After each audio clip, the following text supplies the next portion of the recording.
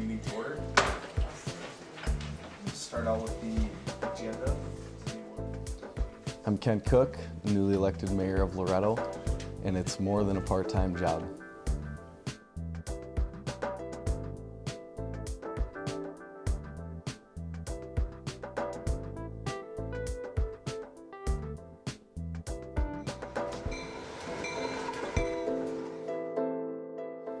It becomes more than a part-time job with all the reading that goes into it, the background information you need to know, city specifics, things like that, having to do your research ahead of time, and being able to make the best decision with the community in mind.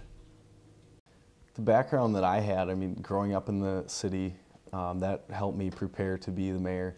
I worked for the city for 7 years previously in the Parks Department, and I mean, I have a great connection with a lot of the local community members, and I have a lot of family ties in the area. And being a young mayor, 23 years old, and then being still in school, going for my bachelor's degree in finance, and also the college baseball player, just kind of snowballed from there, and just kind of went with that. The media attention that I received after winning the election was very overwhelming. Definitely didn't expect to get any publicity out of it. Figured, you know, the local newspapers and things like that, but anything beyond, and then, I mean, got a few national TV crews and things like that, and being on ESPN, and was on the front page of yahoo.com, and definitely just took it in as it came, and had fun with it. In my candidate bio, when I mentioned more diverse leadership, I think the age comes into it. That's when, I mean, I'm sure when I filed for it back in August, I'm sure there was a lot of talk around town, and, you know, too young for the job and things like that. But it, you know, it just comes down to the 4 other council members. I mean, yeah, they're older in age and things like that, but we have a diverse background. I have a finance background. We have an engineer on the council. We have a probation officer, and it's, you know, it's not like we hang out on the weekends together or anything like that, but it's, you know, it's being able to come together and do the best job for the community. Taking Loretto in the right direction, I mean, it just comes down to being a good communicator.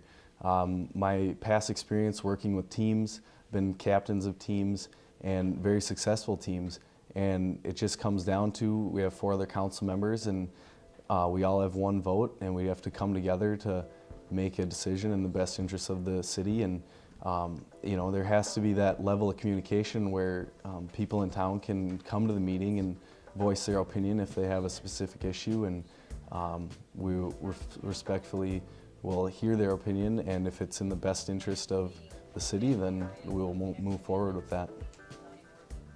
When I talk about the small town feeling, I feel like it does have the small town feeling still, and you know, sometimes, especially with the pressure of being surrounded by Medina, a larger city, and, you know, Plymouth is just down the road and things like that.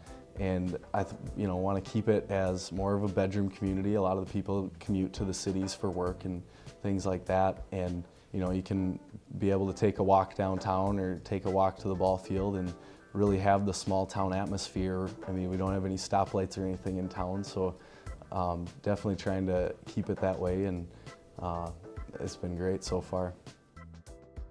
On election day, I was actually up in St. Cloud in my apartment, and I had class the next day, so was up there with my roommates and a few close friends, and we were watching all the election news going on TV, and I felt confident that I was going to win, being that I was running unopposed on the ballot.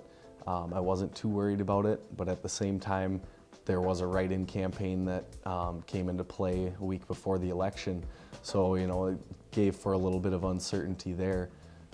So it was definitely a feeling of relief, and I was very excited once I did find out the news that I was officially elected mayor, and just went from there.